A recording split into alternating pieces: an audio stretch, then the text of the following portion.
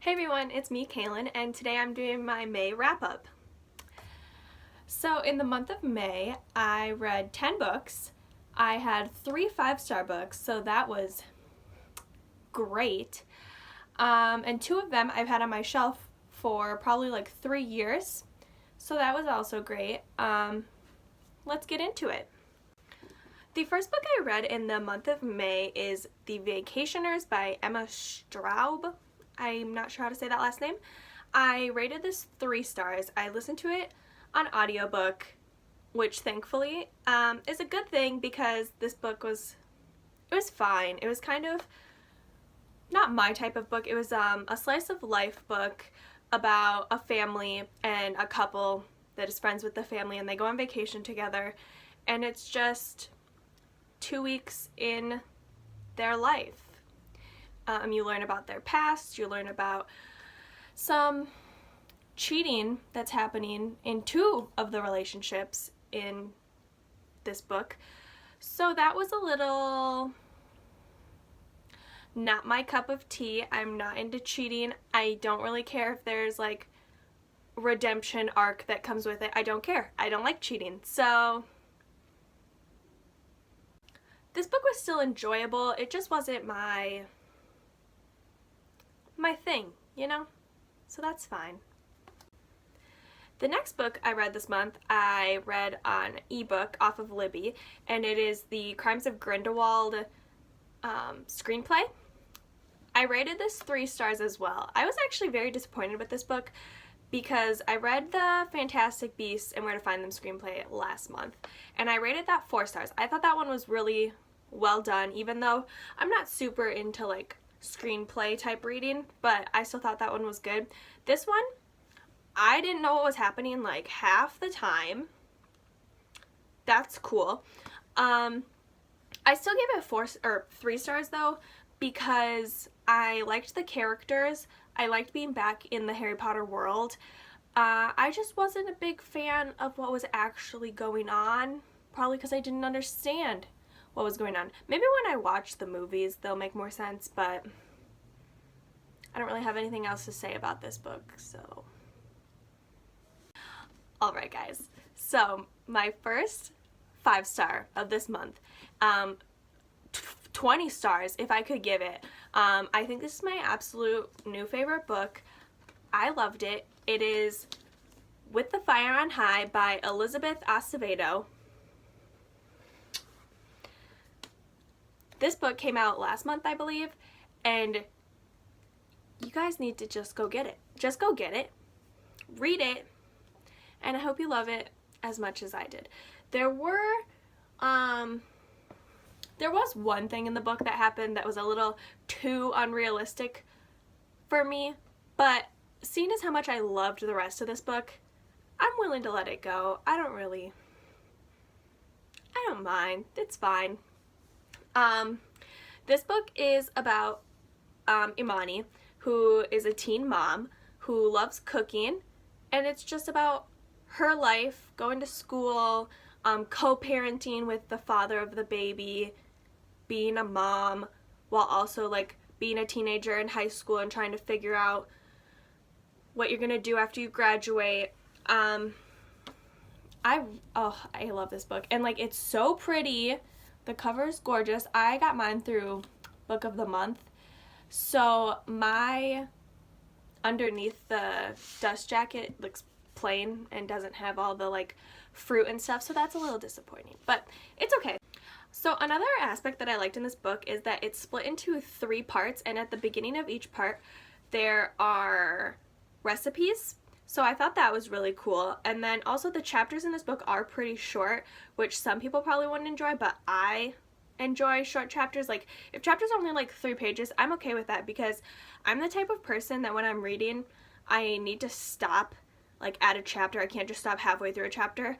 And so sometimes it can be really daunting to have a chapter that's like 20 pages, but I only want to read a couple more pages and then like move, like do something else or go to bed or whatever. So I really like that aspect of this book as well. And look at the back of this book. Like, I just love it. I think this was my most anticipated release this year. partially like because of the cover, but the storyline also held up, so that's great. Also, I posted a picture on my Bookstagram, and this was like one of the main books in it, and Elizabeth Acevedo liked it, so I'm like, thanks girl, thanks. The next book I read in the month of May is Baby Teeth by Zoa Stage.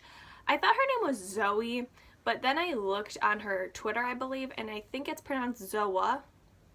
Zoa? I'm not exactly sure. I rated this book 3.5 stars. I listened to it on audiobook. It was kind of weird. It was kind of scary. Well, it was scary. I'll give you a brief synopsis. So this book follows dual perspectives of Hannah, a 7-year-old girl who doesn't speak out loud and like hates her mom. And then it also follows Suzette, Hannah's mom, who has Crohn's disease, which the Crohn's disease rep in this book was really good, I will say. In case you guys didn't know, I'm a nursing student, and this past semester I actually studied Crohn's disease, so I would say it matches pretty well what we've learned in school, especially like with the social aspect of it being like it's hard to go out, and like they talk about Suzette in high school as a teenager and how it's embarrassing, but she like grew to like manage it well, so I thought that was a good representation of Crohn's disease. So basically this whole book, Hannah is trying to get rid of her mom so she can be alone with the dad. And if that sounds creepy, it's because it was creepy.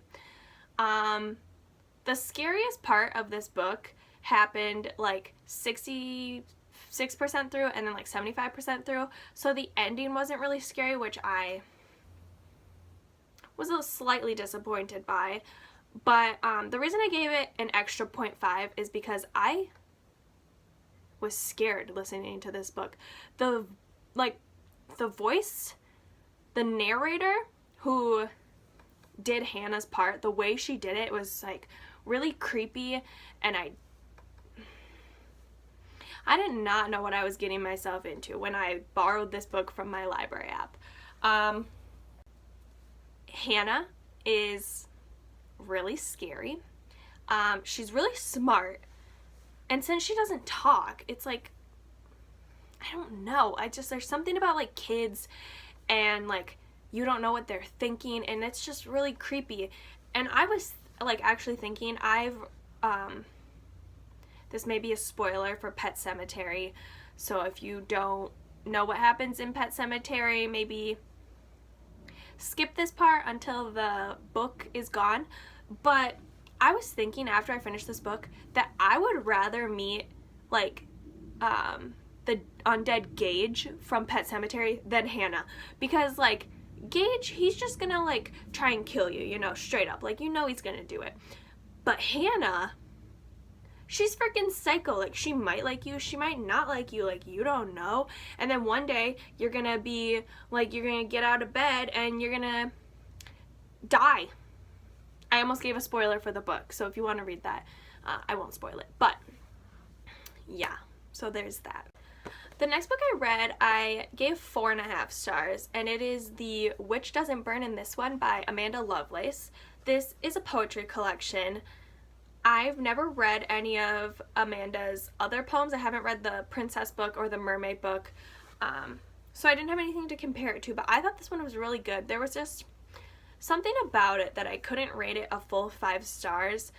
I think it could be like I'm super into like feminism and stuff, but when we have to bring in like how much we hate men, like I get it, but at the same time, like, do we really need to go that far to like say we're gonna kill half the people on Earth? That's a little much. One thing I really enjoyed about this book is one of the first pages has like all the trigger warnings for the different poems in the book. So I thought that was super handy, especially for people who need to know trigger warnings like that. I'll just read them off to you, so in case you are thinking about picking up this book. It says, trigger warnings for child abuse, intimate partner abuse, sexual assault, eating disorders, trauma, death, murder, violence, fire, menstruation, transphobia, and more. And then under that it says, remember to practice self-care before, during, and after reading. So I thought that was super neat as well. Fun fact, I actually went to Goodwill with my mom, and my mom found this for me. So nice find, Mom. This may be one of my best Goodwill finds because this is also the Target exclusive edition, I found out, because the normal edition is white with red words. So that's also cool. The next book that I read in the month of May was another 5 stars, which I was not expecting at all. As I said in the beginning of this video, I've had this book on my TBR, like physical TBR, for probably almost 3 or 4 years, and it is Still Alice by Lisa Genova. This book is told from the perspective of a woman who finds out she's diagnosed with Alzheimer's disease. And she has an early onset of it, so her memory and things like that are deteriorating a lot faster than they would be if she got it like later in her life. It just talks about like her and her kids, and like as you get through the book, you're seeing like more and more how she's like forgetting things or remembering things incorrectly. She like goes to a party and is introduced to someone's wife, but then like a minute later she doesn't know who she's talking to again.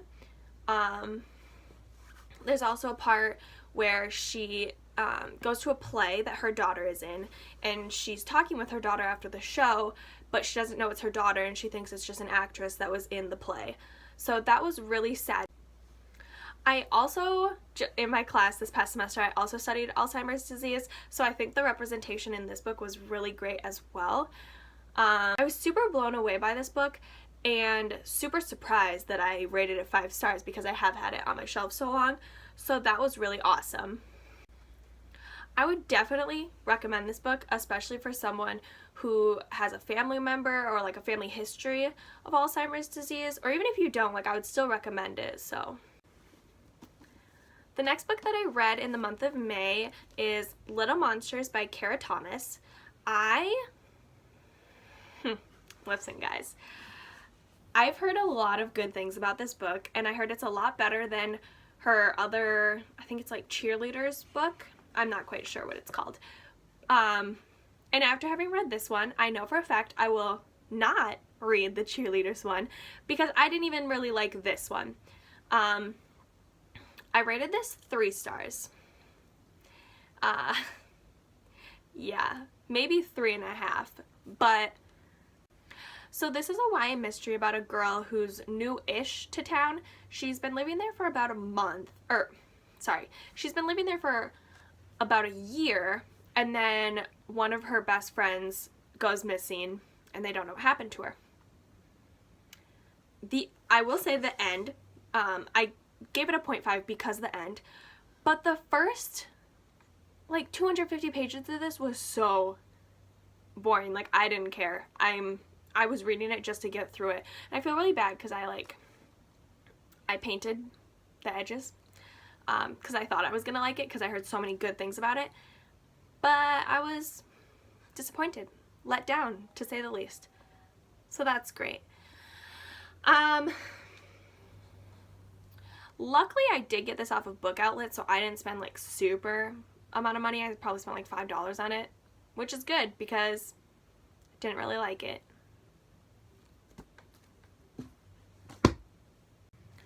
The next book I listened to on audiobook this month was 1922 by Stephen King. I rated this 3 stars. It was fine. The reason I read it is because it was only 6 hours long, and since I listened to it on 2 times speed, I got through it in 3 hours. Yeah. It was super short. And also it got turned into a movie on Netflix, and so I wanted to see that. This book was something, let me tell you. The best part of this book was the ending, which is different from the movie ending. The movie ending I didn't really like, and the movie I feel like I liked it more because I had read the book. So if you didn't like the movie, well, I guess don't read the book because you already kind of know what's going to happen. But I think people would like the movie more if they had read the book, because I knew what was going on with things that they didn't really explain, such as the beginning and the ending. You don't really know what's going on unless you've read the book. So basically, this book is about a man who he goes through a lot of crap during the year of 1922, and it all starts because he kills his wife. Him and his son plot to kill his wife, and then it all starts like a downhill spiral of the year of 1922. So that's the premise of this book. The scariest thing about this book was the rats. I didn't know there were going to be so many rats in this book. And that was a pretty big motif in this book. Is that the correct use of that word? I don't know. But yeah, it was pretty gross. I still thought it was pretty scary though, so. The next book I listened to on audiobook as well, and I rated it 5 stars, my third 5 stars of the month. And it is The Glass Castle by Jeanette Walls. I haven't seen this movie, but I've had this book on my physical TBR for quite some time now, probably as long as I've had Still Alice on my TBR. And this book was so good. It was so entertaining. At parts I kind of forgot that it was a real book, because like the stuff that was happening was so crazy that I'm like, how would that happen? Like, there were also a lot of things that I felt like super sad about, like Jeanette is like digging through the trash to find lunch a lot of times because they don't have food at home, and sometimes that would be her only meal. So that made me really sad, especially at the end. If you guys have read this book or the movie, I haven't seen the movie yet, so I'm not sure if they talk about it in the movie, but when they discuss like the land that the mom owns later on in the book, I was so upset. I was on the verge of tears because I was like, I could not even imagine living that life. So if you guys don't know what this is about, this is a memoir of Jeanette's life, and her mostly talking about her childhood and young adulthood living with her parents, who are kind of crazy, like don't live in one place for too long type of people, and then they just get up and move and they leave all their stuff that they had accumulated because they can't carry it with them. Yeah, if you're into memoirs and you haven't read this one, I would definitely recommend it because it was super good. Yeah. The last book that I listened to on audiobook this month is Dear America, Notes of an Undocumented Citizen by Jose Antonio Vargas, and I rated this 4 stars. This book was super eye-opening, especially, okay, if you want to learn more about what life is like for people who are undocumented, I would definitely recommend this book. It was super short. It was also only 6 hours on audiobook, so I got through it in 3 hours. Yeah, it's just really sad to hear what some of these people have to go through, and like not knowing who they can trust with the information, but luckily Jose had a lot of people that he could tell were trustworthy, and it didn't backfire on him, which is super great. It made me super hopeful about like people like coming to their friends to be like, hey, like I'm undocumented, like you still here for me? And they were like, yeah, dude. So that was really heartwarming. So there you have it, folks. All the books that I read in the month of May. Hopefully I can keep this up and read quite a few books in the month of June. I think I'll be able to, because the first 2 weeks of May I didn't read anything because of finals and school and stuff. So to read 10 books in the last 2 months of May was super proud of you, girl. Keep up the good work. Let me know if you guys have read any of these books. If you agree with what I said, if you don't agree with what I said, let me know. Also, if you have any recommendations for what I should be reading this month, let me know. I hope all of you are having a great day, and I'll catch you next time. Bye!